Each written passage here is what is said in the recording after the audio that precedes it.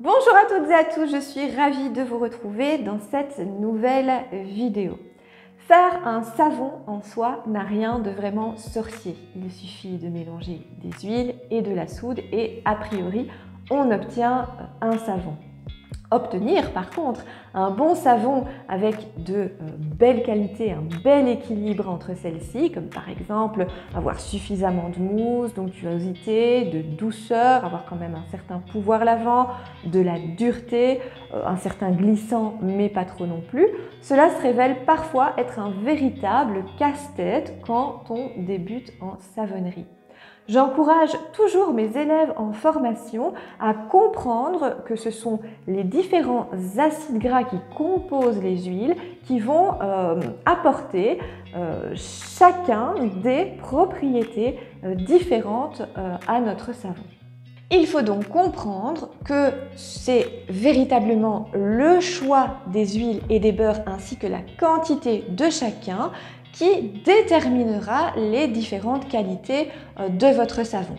Alors, j'encourage également toujours mes élèves à comprendre le calcul de saponification et donc la formulation de façon manuelle, à faire ce calcul manuellement, mais c'est vrai qu'ils sont toujours soulagés de savoir qu'il existe un outil magnifique qui va pouvoir les aider dans ce calcul, mais aussi les aider à sélectionner chacune des huiles. Cet outil se nomme calculateur. Alors, il en existe plusieurs sur le net.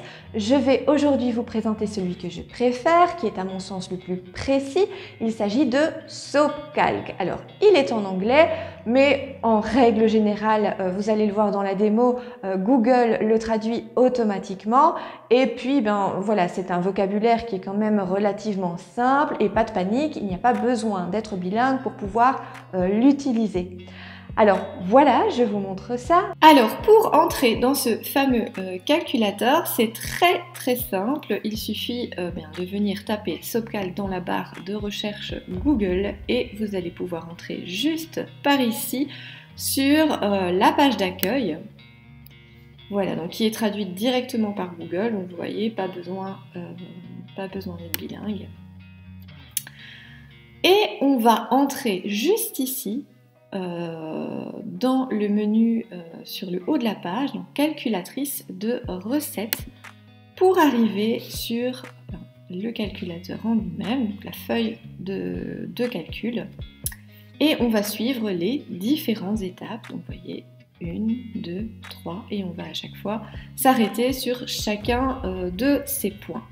Alors en 1, on vous demande de sélectionner votre type de lessive, donc le type d'alcali que vous avez utilisé pour formuler votre savon. Alors pour un savon à froid, on utilise de la soude caustique, son nom chimique c'est NaOH et c'est déjà ce qui est sélectionné par défaut. En dessous on vous propose KOH, KOH étant l'hydroxyde de potassium, et qui est plutôt utilisé pour la fabrication de savon liquide. Donc ici, on va juste laisser tel quel. En 2, on va indiquer le poids des soudes que nous allons utiliser dans notre formule.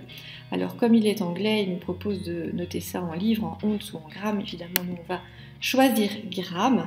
Ici, vous voulez formuler pour 1000 kg d'huile, on va introduire 1000 grammes tout simplement. En point 3, on va vous demander d'indiquer le pourcentage d'eau pour votre recette. Donc le pourcentage d'eau soit par rapport à la quantité d'huile. Donc en règle générale, c'est ce qu'on utilise un peu quand on débute. Il y a différentes manières de calculer le liquide de dilution. Mais voilà, quand on commence, on calcule souvent en fonction du poids des huiles. Donc il nous propose 38%, moi souvent je propose 32%. Voilà, donc vous pouvez indiquer juste ici ce pourcentage. Alors si vous utilisez par contre une lessive qui est déjà toute prête et que vous avez acheté dans un magasin de bricolage ou en droguerie, vous allez plutôt sélectionner concentration de lessive. Donc là, il s'agit en réalité du pourcentage de soude qui est contenu dans cette lessive toute prête. Et en Belgique, on est souvent sur 29%. En règle générale, ça ne dépasse pas les 30% en tout cas.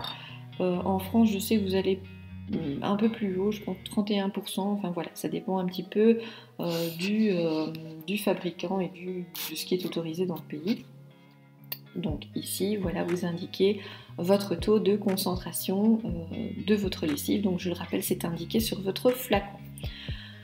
En 4, on vous propose d'indiquer votre surgraissage, donc le pourcentage de soude d'huile qui ne seront pas saponifiées, qui resteront telles quelles présentes dans le savon, donc pour avoir un bon savon bien doux et bien protecteur pour la peau. Là aussi, en règle générale, on reste dans une fourchette entre 5 à 10%. Voilà, donc ici, par défaut, il nous propose 5. Voilà, vous pouvez indiquer un 8 si vous voulez, hein, pas de souci. Donc ici, Sopcal va faire le calcul par réduction de soude. Vous pouvez également indiquer votre grammage, votre pourcentage de fragrance, hein, voilà, mais ça n'entrave en rien dans votre recette, donc voilà, vous n'êtes pas obligé de répondre à ce point. Alors, on entre ensuite dans la sélection des huiles. Donc, on va sélectionner chacune des huiles que l'on souhaite pour notre recette. Alors, par exemple, ben voilà, l'huile de noix de coco. On fait un double clic sur l'huile de coco et vous voyez que ça vient s'afficher juste dans la colonne, juste à côté, juste ici. Et là, on peut décider de formuler en pourcentage ou d'indiquer le grammage pour chacune des huiles. Donc pour l'huile de coco, par exemple, on va mettre 250 grammes. Voilà. Et ainsi de suite. Donc si je veux ajouter du beurre de karité, je vais aller rechercher mon karité qui est ici. Voilà, double clic. Et j'indique ma quantité. 300 par exemple. Alors, olive. Alors, normalement c'est par ordre alphabétique, évidemment. L'ordre alphabétique quand les huiles sont encore en anglais. Hein, donc l'huile d'olive juste ici. Voilà. Hop, 250 grammes. On va prendre du ricin. Alors le ricin c'est castor oil. Donc il doit se trouver dans le haut. L'huile de castor, voilà, c'est ça. Voilà, et avocat. On va ajouter de l'avocat, l'huile d'avocat, et on va en mettre 100. C'est une recette tout à fait, voilà, tout à fait au hasard. Quand on a sélectionné toutes nos huiles et sélectionné le grammage de chacune, on va tout simplement faire calculer la recette. Donc on vérifie bien qu'au total on est bien évidemment 1000 grammes. Et ensuite on va aller sur le petit point de juste ici, afficher ou imprimer la recette. Vous allez ensuite arriver sur cette page avec cette jolie fiche que vous allez pouvoir imprimer. Voilà, c'est toujours très intéressant, y mettre ces petites remarques par la suite et garder tout ça dans un classeur. Sur cette fiche, eh bien, tout simplement, on va reprendre l'ensemble des choses que vous avez sélectionnées précédemment. Donc le choix de vos huiles en pourcentage, en grammage, la concentration de votre lessive, de votre surgras. Cela va vous donner évidemment...